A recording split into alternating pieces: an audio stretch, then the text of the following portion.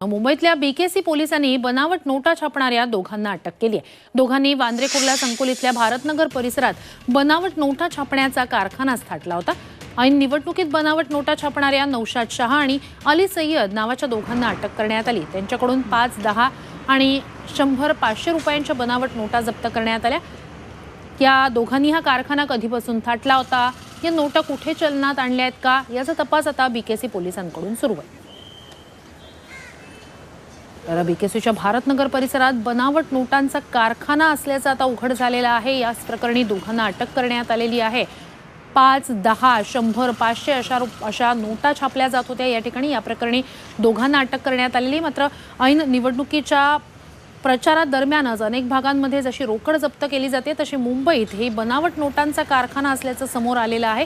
आता या प्रकरणी सध्या दोघांवर कारवाई झालेली आहे। मात्र यात आणखी कोण कोण गुंतलेलं आहे, या सगळ्या नोटा अमृत नोनी गॅस्ट्रिन, अपचन, ऍसिडिटी, गॅस ट्रबल ह्यापैकी तुम्हाला कुठलाही गॅस्ट्रिक प्रॉब्लेम झाला, उपाय एकच, अमृत नोनी गॅस्ट्रिन।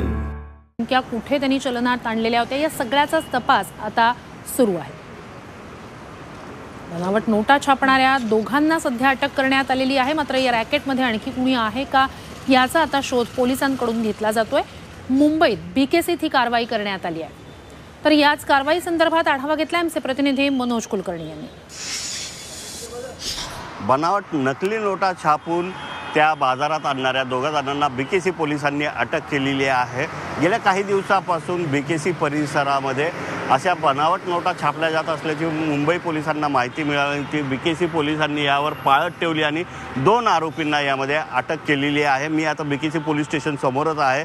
या ठिकाणी नौशाद शाह आणि अली सय्यद हे 2 आरोपी जे होते त्या आरोपींनी नकली नोटा छापून त्या बाजारात आणण्याचा प्रयत्न केला आणि पोलिसांनी त्यांना ताब्यात घेतला असता पोलिसांना 45,000 रुपयाच्या नकली नोटा त्यांच्याकडून मिळालेल्या आहेत। त्याचबरोबर गेल्या 1 महिन्यापासून त्यांनी हा व्यवसाय सुरू केला होता। पोलिसांनी चौकशीमध्ये ह्या नोटा आणखी कोणाकोणाला दिल्या आहे, यामध्ये कोण कोण सामील आहे का, याचा तपास आता बीकेसी पोलीस करत असल्याचं पाहायला मिळत आहे। Video journalist Omprakash Manoj Kulkarni, Zee 24 Taas, Mumbai.